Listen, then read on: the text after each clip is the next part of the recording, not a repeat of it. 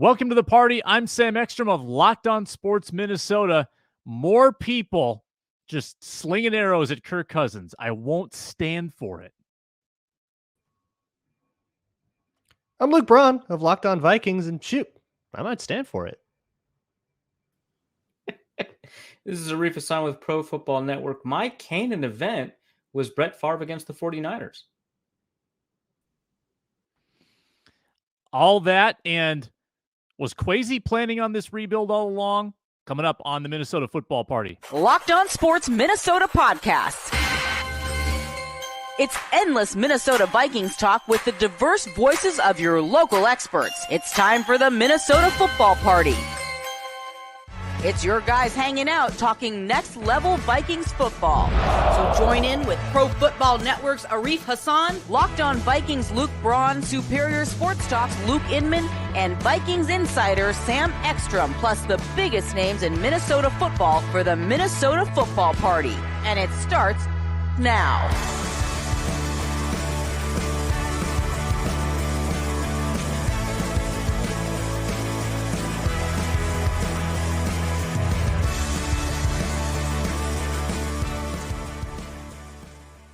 Welcome into the Minnesota Football Party on a Monday, a new week here on Locked On Sports Minnesota. We're glad you've joined us. If it's your first time, welcome. If you're an everydayer, welcome. I'm Sam Ekstrom, covering the Vikings here at Locked On Sports Minnesota. I'm also on the Ron Johnson Show Monday, Tuesday, Wednesdays, and Fridays.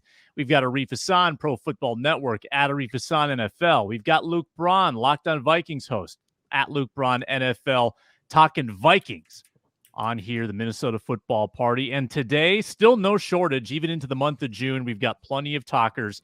The Dalvin Cook release is final. I think we've digested that plenty, but what does it represent as this sort of pseudo rebuild now is ongoing for the Minnesota Vikings? Was Quasi planning this method all along when he got the job going into 2022? Kirk Cousins insulted by the Madden franchise, insulted by Cam Jordan. We will talk about the Kirk haters coming up on today's Minnesota Football Party. And also maybe some thoughts on the TJ Hawkinson and Justin Jefferson contract talks and what these recent cuts might mean for that. We are brought to you by FanDuel Sportsbook, the official sportsbook partner of Locked On. Make every moment more at FanDuel.com/Locked On. You can get started today. All right, let's talk about the Kirk stuff. Kirk Cousins not only was shown getting buried by, who was it on the Madden trailer? Micah Parsons. I think it was Micah Parsons, or the Cowboys in general. I think it was an interception, which after the 2022 game, fair enough. And if that wasn't bad enough, today Cam Jordan quoted as saying, "We love slow decisions as defensive linemen. We call them Kirk Cousins," as in that is the shorthand for when a quarterback makes a slow decision. I love this because, and I don't actually love it. I think it's like kind of petty and petulant and a little stupid, but I love it because it probably means that Cam Jordan had this joke with his defensive line room, which included none other than Marcus Davenport himself, who now goes up. There's a schism! Everybody panic! There's a schism in the locker room! That was like straight George Costanza that you just channeled. That was unbelievable. That was I'm fed up. Yeah. Luke's getting upset. I like the idea because functionally you would just never be able to sign free agents, right? If you're trying to avoid people that have ever made fun of Kirk Cousins. Like this, or like, I mean, it's true. Basically, every team finally tank like we've been begging them to do for a decade. Hey, who was the corner that loved Kirk Cousins play action? Was it Josh Norman who like complimented him? No, it was Jalen Ramsey. Jalen Ramsey he was loves like roasting Kirk Cousins. every quarterback, and then he got to Kirk Cousins. He's like, that guy's pretty good at play action, which yes, which is a longer discussion, but. The thing that was really interesting about the Jalen Ramsey thing is that Kirk Cousins is one of the few quarterbacks whose performance under play action is a standard deviation better than his performance under center play on a consistent basis year to year. It was like him and Peyton Manning were the only ones whose performance under play action were like consistently enormously better. Like everyone's better under play action, but the degree to which he was wild. And so at the time that Ramsey had said that, like it was just like, oh, there's like all this like crazy statistical evidence that Kirk Cousins is like uniquely good at play action, which, hey, maybe they should have thought about that last year. I don't know. The slow decision-making thing, I think it's kind of one of the narratives that's followed Kirk maybe a little longer than deserved. I think Kirk has actually progressed in a lot of areas as a Minnesota Viking. I think that's very fair criticism. Like if Cam Jordan is watching tape of the 2018 Vikings Saints game where Kirk was really bad, yeah, fair criticism. 2018 tape all the way through, fair criticism. Hey, have the Vikings played the Saints since then, do you think? What happened in those games? Vikings win. Yeah. Who's counting? Yeah, I don't know. Who's counting?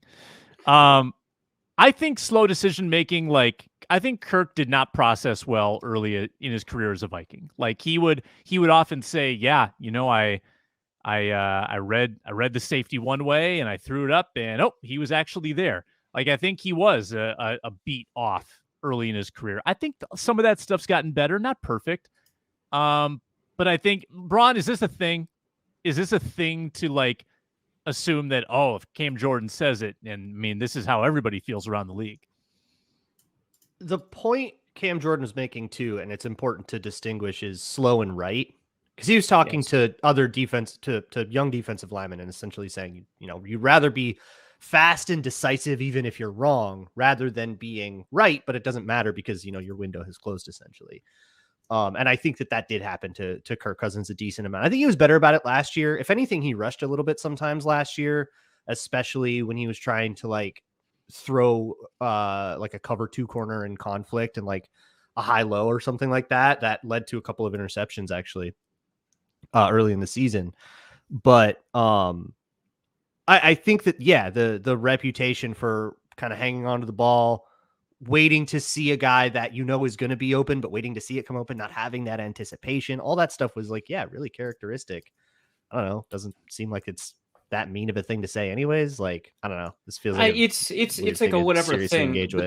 But the problem is like, I think statistically you would, I think at a bare level, take a look at Kirk Cousins' passing numbers over the years, his time to throw and say, hey, that's actually pretty long. It's pretty late relative to other quarterbacks. But if you eliminate play action, Kirk Cousins over the past 3 years is consistently in the top half of the league. And in 2021, he was like 4th or 5th in terms of fastest time to throw without play action. Right. And so, I mean, it feels like a play calling stat to me.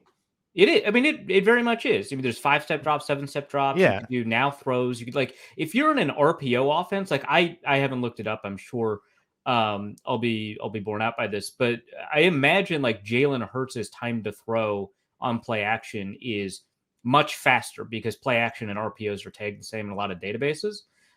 Even though he has a high play action rate, because most play actions for most quarterbacks in the league are you're dropping back. It's at least 7 steps, or you're rolling out.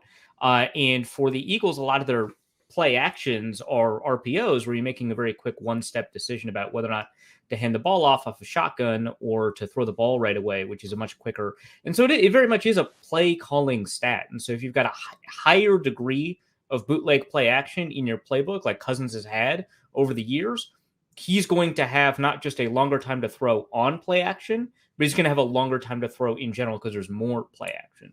So, statistically, Cousins does take a long time to throw when you control for like a lot of different factors. It's like whatever. There are quarterbacks that hold on to the ball too long, right? Because it's not just play calling. There are quarterbacks that do that. If you hold on to the ball longer than your offensive linemen are set for, that's a problem. And so, this is like famously was a huge problem with Carson Wentz. It seems to be a problem with Trey Lance. I'm not just picking NDSU quarterbacks. Those are literally the ones. Yes, you are. No, those are literally the ones that came to my mind. Motive. Them. No, those are the ones that came to my mind because that was a huge problem that Carson Wentz had that he didn't have in his 2017 season and then just kind of returned and created a big problem. Teddy kind of has that problem. It was really difficult to identify that problem for a while because he was in a 7-step drop offense with the Vikings. And so it was like, is he holding onto the ball too long, or is it the offense? And it was both. Both of the things were the problem. So, yeah, it is an issue that quarterbacks have. It's not one that I think is specific to Cousins, but also I wouldn't expect someone who's doing just like a quick diss at a camp that everyone's going to relate to need to do that research. And I don't hold it against Cam Jordan for not looking at the play action splits. It's wasn't funny. Looking at PFF's time to throw stats. By the way, Jalen Hurts, 28th last year. This isn't filtered for play action. Overall, 28th last year in time to throw. In the year prior, 2021, 28th fastest? Right, 28th fastest, which is to say, as in he's a slow. Okay, and then his not his rookie year, but the year when he started the whole year, 2021, last in time to throw. Ooh. Interesting. I want to ask you guys a question. I want you to get in Quasi's mind. 2022 comes around, he gets the job, and he seemingly makes the decision that he's not going to blow it up. He's not going to tear it down, which at the time was kind of a common line of thinking. New regime, perfect time to make some clean cuts with guys. No need to re-sign Patrick Peterson. Can let some guys walk. Didn't happen. He put together a team that could win, and they won 13 games. Do you think the plan all along was to kind of compete year one, maybe buy some patience with the fan base, buy some kind of equity, and then make the moves? Or do you think something influenced kind of this mentality going into this offseason? What do you think the plan was all along? Or do you think it was influenced by what happened last year? Arif? I think you kind of know the answer based off of the way you asked the question. Yeah, no, I think that Quasi didn't have 100% latitude on how he was going to approach building the team. I think that there's a very high likelihood that when he was hired, there was a directive from ownership to try and see if they can make it happen, make it to the playoffs with Kirk Cousins, and then figure it out from there. I think that if they had if they'd had a 4-13 season instead of a 13-4 season, they would have readily blown it up. They wouldn't have been in a kind of rebuilding while we're winning, sort of competitive rebuild or whatever you want to call it, right? They wouldn't have had that. They would have blown it up, right? But now that they're in this spot where they have to, and Quasi, I think, in good faith, attempted to build a team that would do that, and he did do that, right? Like there were a couple of like really quick rentals, some veteran signings. They got rid of players that didn't fit the philosophy, fine, right? But I think that doing so increased the odds that this year you'd have to make more dramatic moves, and they did, right? And so I think he's still under a directive to continue a sort of competitive rebuild, but to be aggressive about finding long-term pieces while at the same time remaining competitive. It is a very fine line to walk. It's really a difficult tightrope to manage. I thought, when in the offseason last year, I thought he wasn't doing a very good job of managing it. And I didn't think that was necessarily his fault. I think that was an ownership thing. Obviously, it turned out to be wrong. He did a phenomenal job managing it with a lot of help from Luck. Both that Andrew Luck is no longer with the Colts. They needed that win, but also, Lucky Jackson's on the team this year. Gracious. Yeah. Going to get help from Luck again. Probably not. If he turns out to be a core piece, why not? Or as Dean Mizutani tweeted, Lucky Johnson. Hey, even better, honestly. Better to be lucky than good.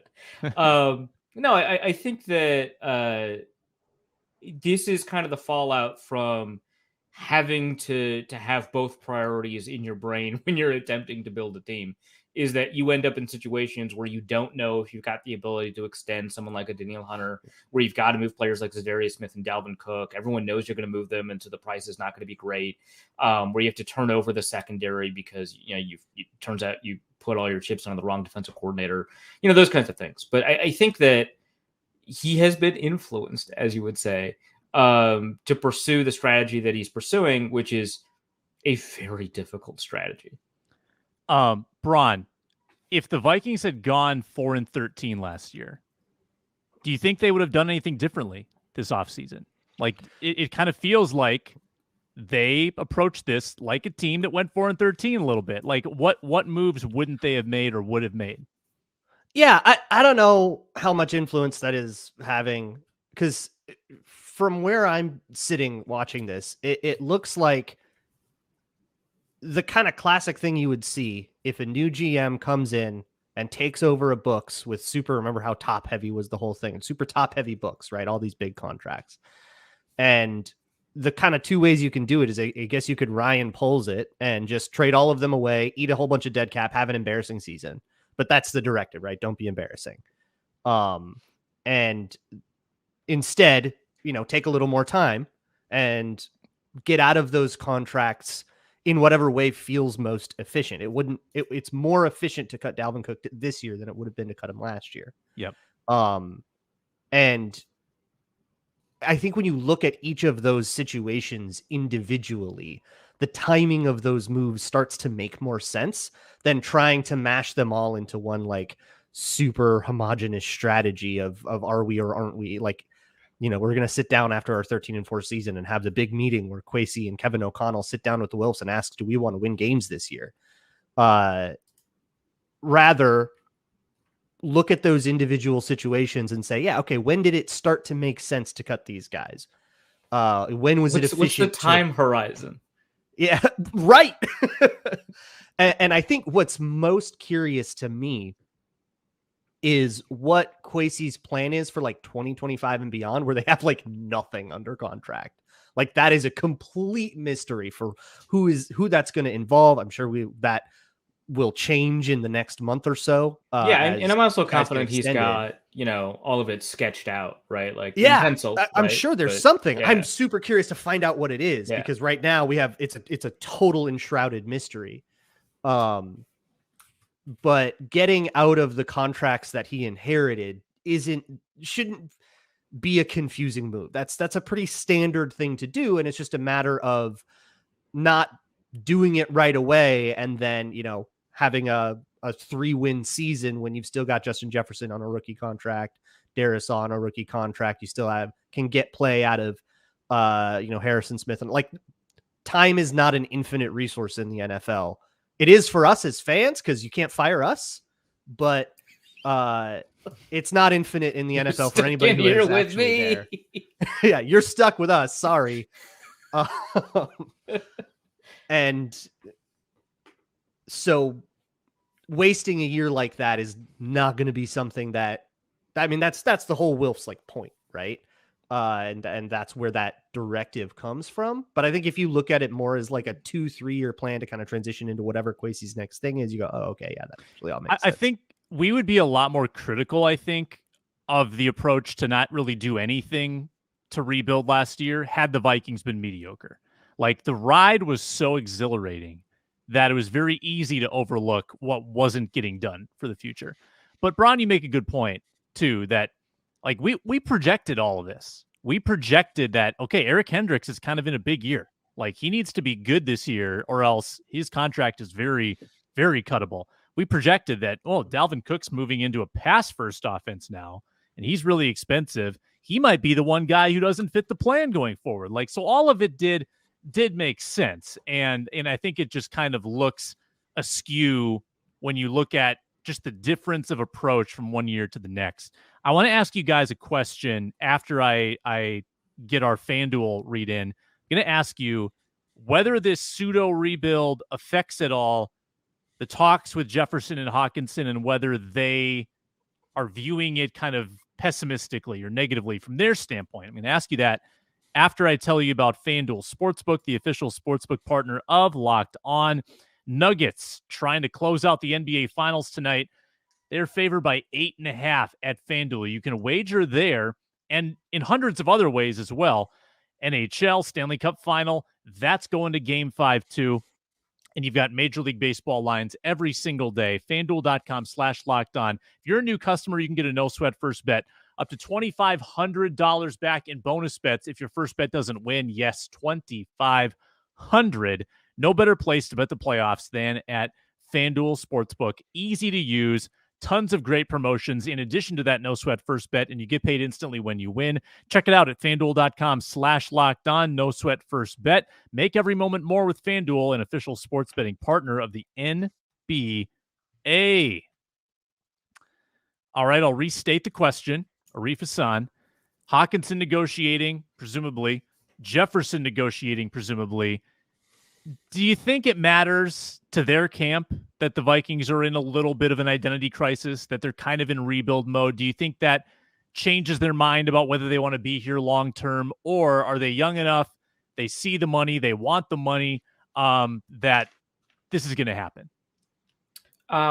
I would say I think it'd be naive to say that it has no impact. I think that, players always want to be in environments where they think that they'll be able to win, but I think it's probably a pretty small impact, honestly. I think that, they see that like, the team is kind of moving in a weird direction. They probably would more want security from the agent to make sure that the team doesn't do the same thing to them more than anything else. And I think that if you offer them, a good enough contract, they would sign. Maybe it increases, the types of guarantees that they would want, or the total number on the contract, or something. It changes the situation, but I don't think it makes it substantially harder. It makes it a little bit more difficult. But I think that, for the most part, players have a strong reason to stay with the team that they've personally been successful with, whether or not the team has been successful. And honestly, players pay more attention to a team record than they do on projections for what the records next year is going to be. And so they see that they're on a 13-4 team. Yeah, Dalvin Cook's not there. Za'Darius Smith is not there. But primarily speaking, when you talk to players, they see this team as one that's poised for success because they were successful last year. And so I think it's not a huge problem, but I do think that it plays a role, and how you treat your veterans also plays a role. And so I think that might matter. It might change the way those contract negotiations are happening, but I don't think that it's going to make it impossible or even that much more difficult to extend Jefferson or Hawkinson. Braun? Yeah, I think when you have, excuse me, when you have the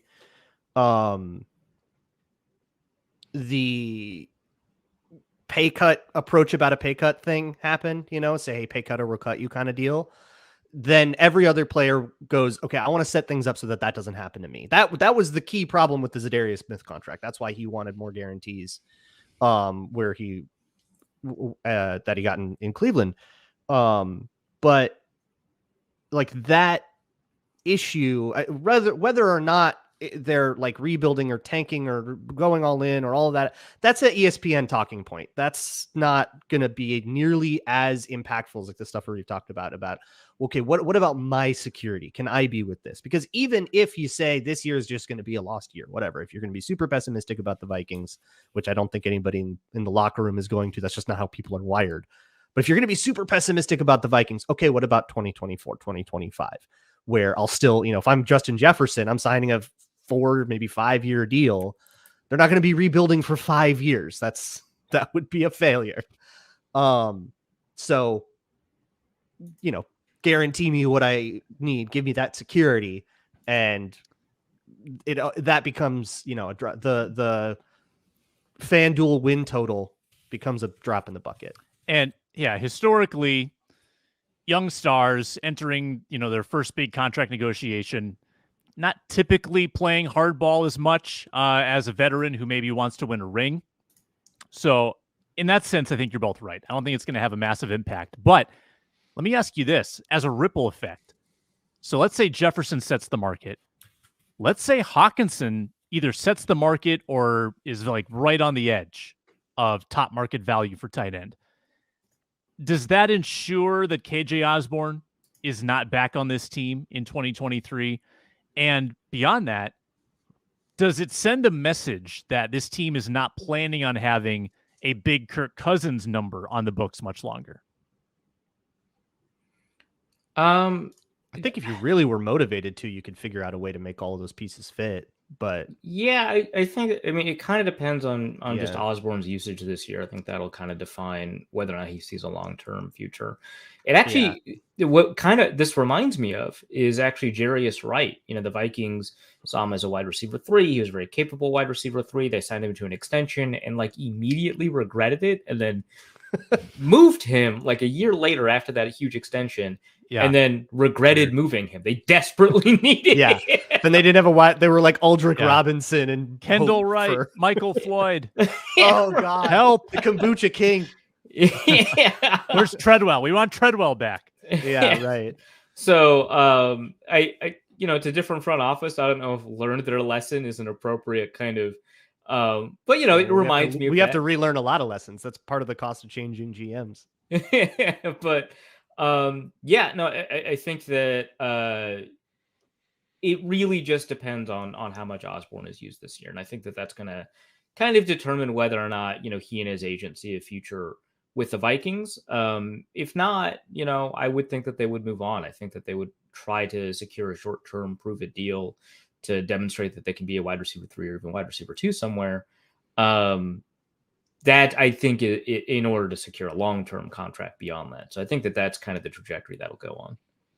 Yeah, I think will KJ Osborne get extended is a KJ Osborne question more than it's a Justin Jefferson or a Hawkinson or a Kirk question. Mm-hmm. Let's see what happens in 2023. I mean, if he shows out, if he blows up, if he gets 800 yards, and yeah, we can like really, as a wide receiver 3, right? Like we can talk about it. If he, you know, plays so well that he keeps Jordan Addison off the field, and now we're having that conversation, you know, that can change the dynamic. But if Jordan Addison explodes and KJ Osborne's just kind of rotational, gets 400 yards, then whatever. But it feels like it has a lot more to do with that than any of these other contracts. You can pay more than one guy. I'd like to see if there's a team, maybe there is there a team out there that has a appropriately paid veteran quarterback, 2 handsomely paid receivers, let's say 8 figures each, and a tight end, 8 figures, and 2 tackles? Like that could be a future path for the Vikings. Like all of those contracts could overlap at the same time. I wonder if that exists in the NFL. Like it feels like at some how many teams would have that many guys worth paying? Yeah, that's like an interesting, Like I would see, like if you had a team with that many guys worth paying, that would be the test case, right? Because then you could see, well, could they pay them all, or did they have to let guys go or whatever? But that's quite the offense. Yeah, I mean, we'll see what I guess the Bengals do down the road, right? With like extensions for like Jamar Chase and Joe Burrow and stuff like that. They're like T. Higginses and right. And there's been like trade talks about T. Higgins because of the, you know, and they're going to trade for Justin Jefferson. We know that once he demands a trade because the Vikings are naturally. Yes, that's obviously true.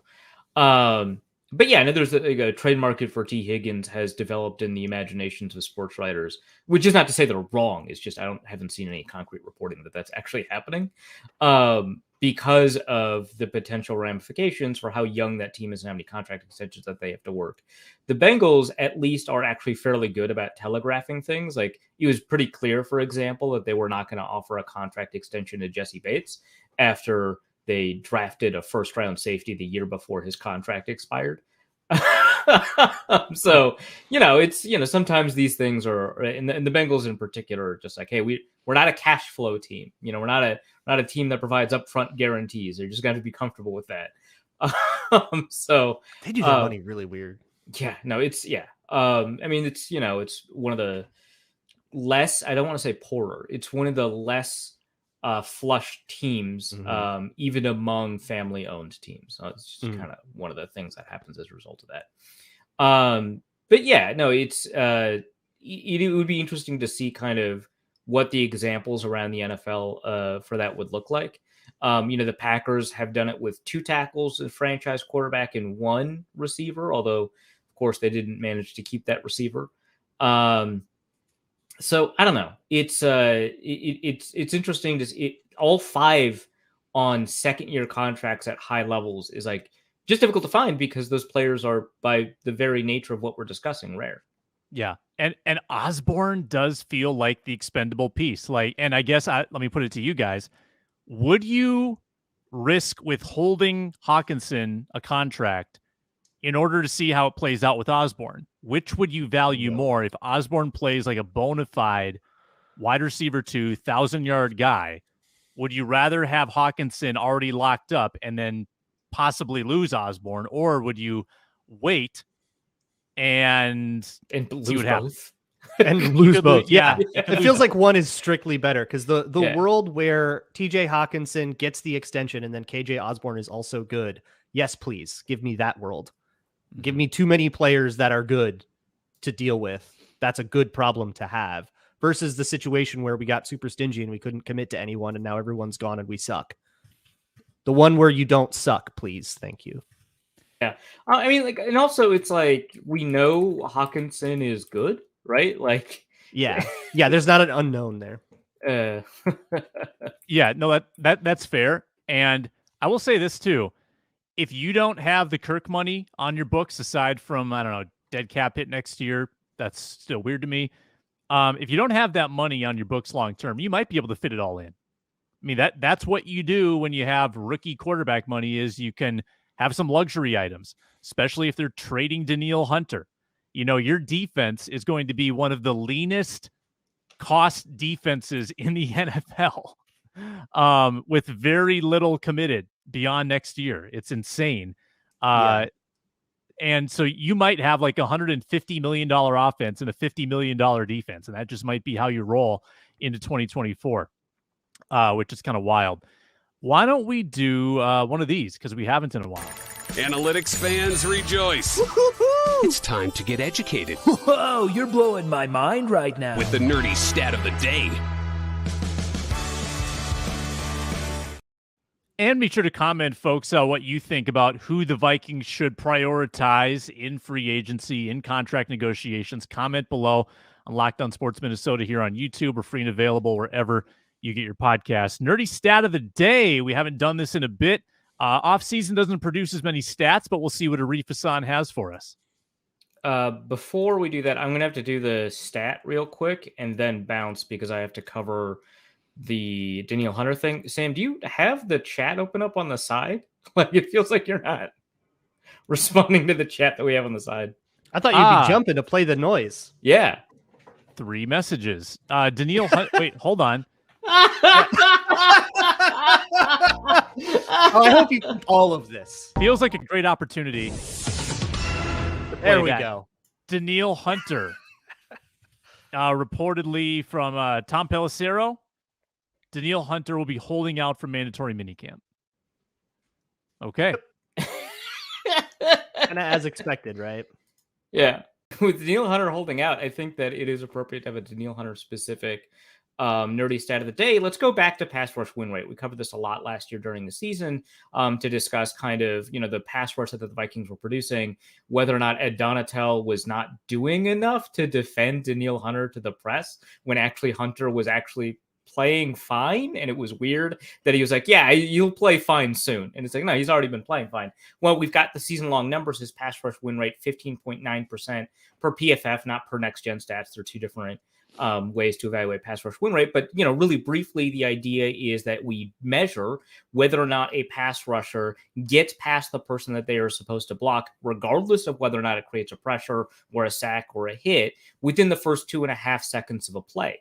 That is more stable and predictable from year to year, right? It predicts itself better than pressures predict pressures or sacks predict sacks, and it predicts pressures and sacks better than anything else. And so his pass rush win rate at 15.9% was above average. It was not amazing. It was all right.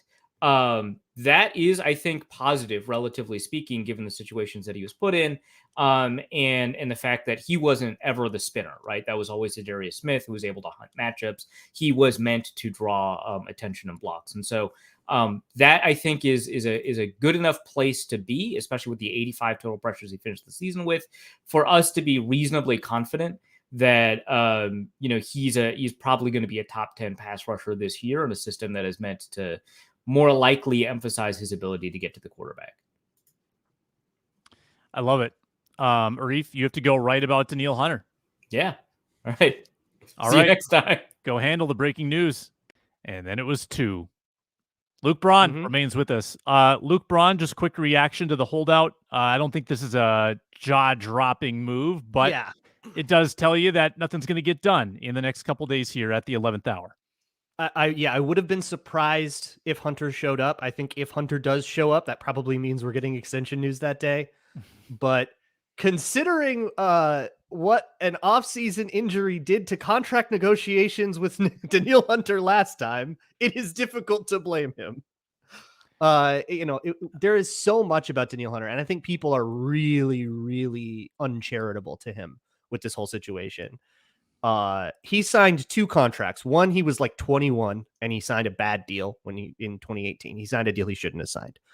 And then when it was time to finally get that 3rd contract, he was dealing with the herniated disc or the neck injury. Yeah. Injury fallout. Yep. You're just not going to get the value.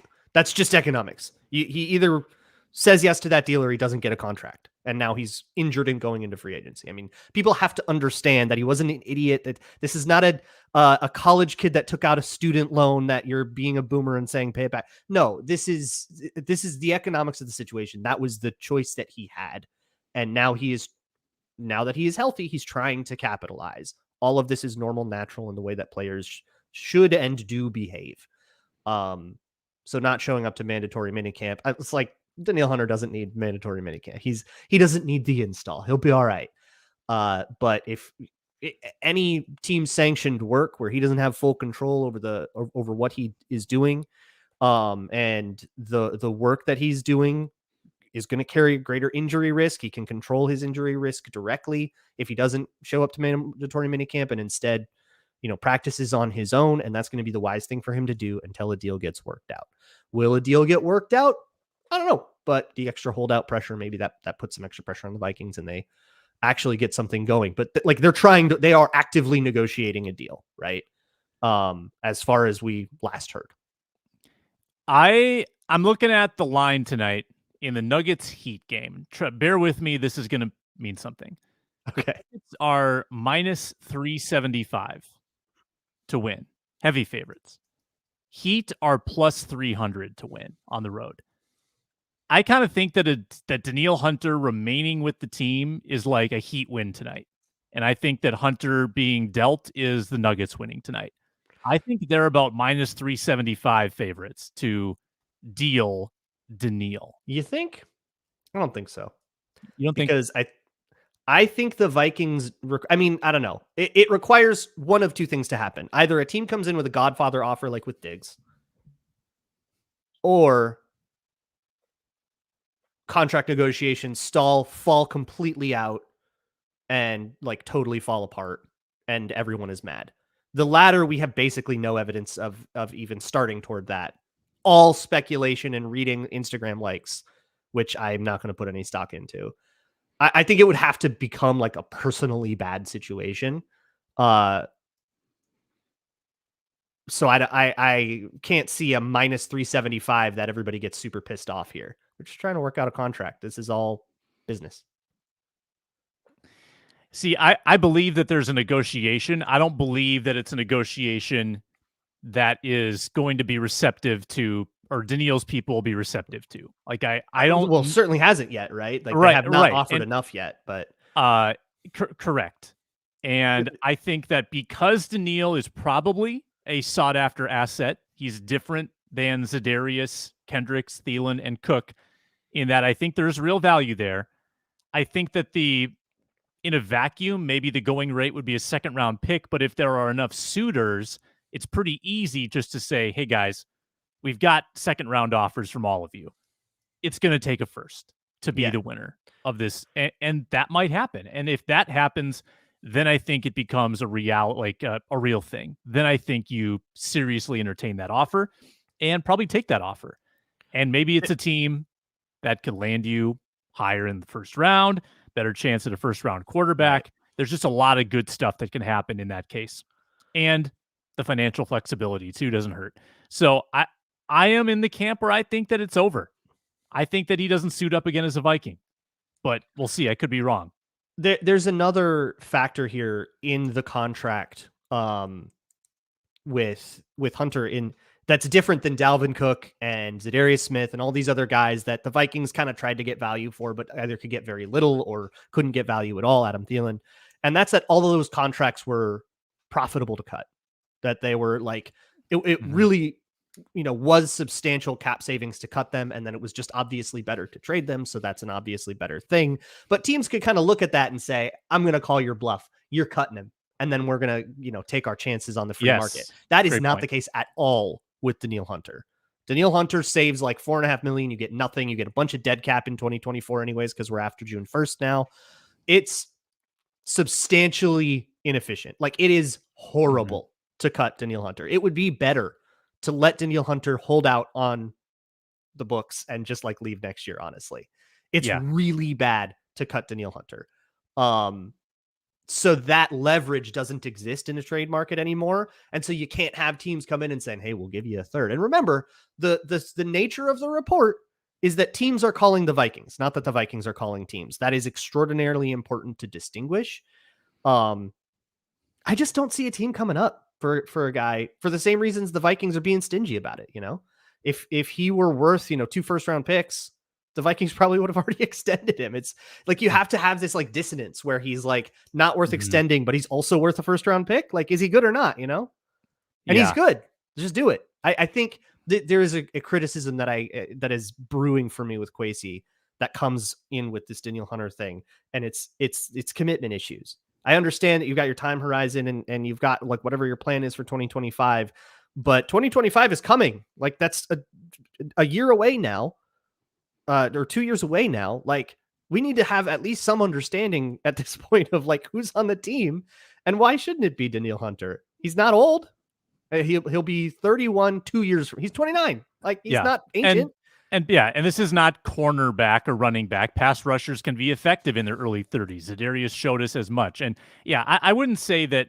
And I've been one who's brought up the commitment issues a lot, not necessarily as a criticism, more so as a modus operandi. Like, okay, this is interesting. This is how this guy operates. Has he given an existing player a multi-year contract yet?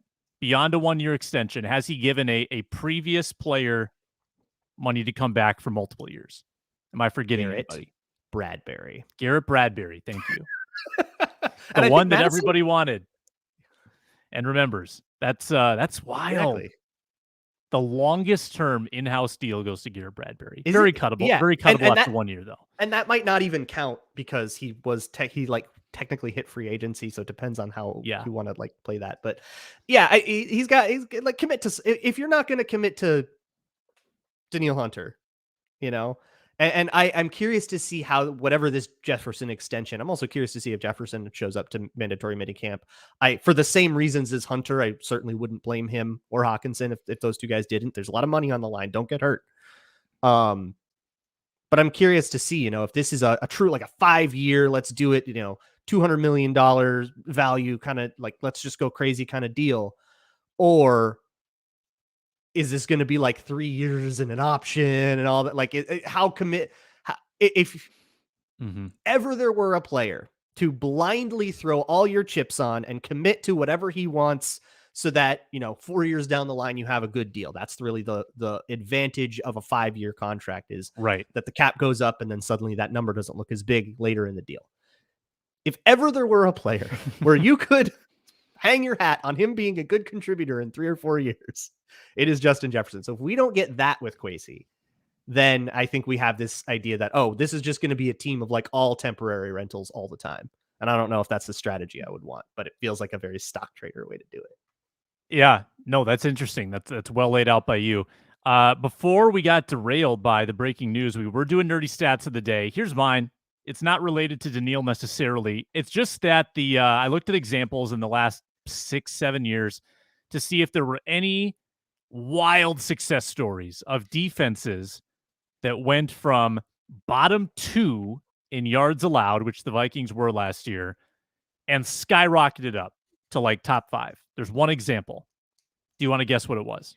I do. They were bottom 2 and then they went up to top 5. They were in fact last in yards allowed and they went to top 5 the next year. Was there a coaching change involved?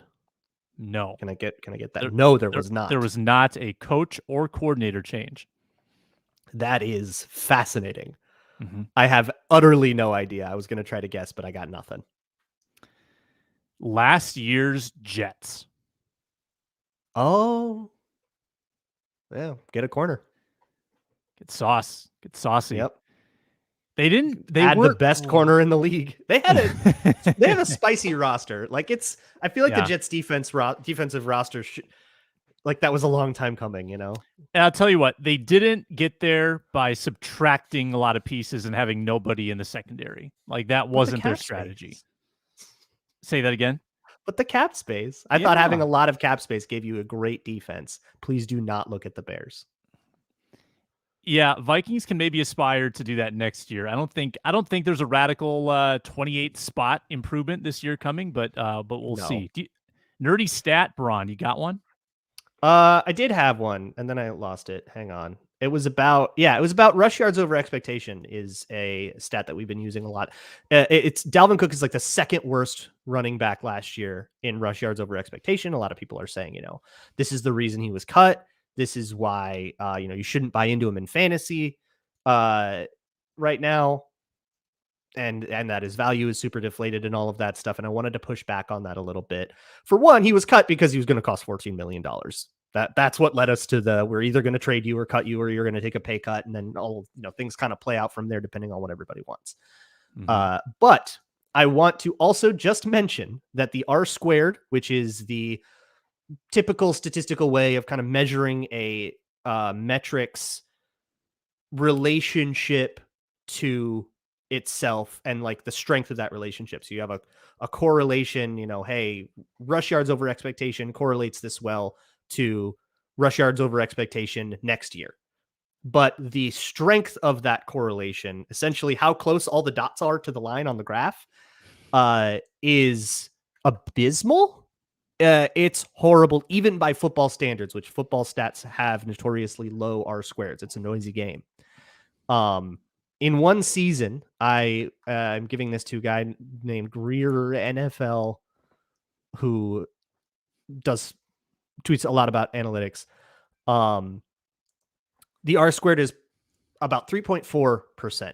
Compare that to something like completion percentage over expectation, a really well-regarded quarterback stat. The one season R squared is 22%, which in the world of stats, like that wouldn't be accepted on a grad thesis, but for football, that's about as good as we get.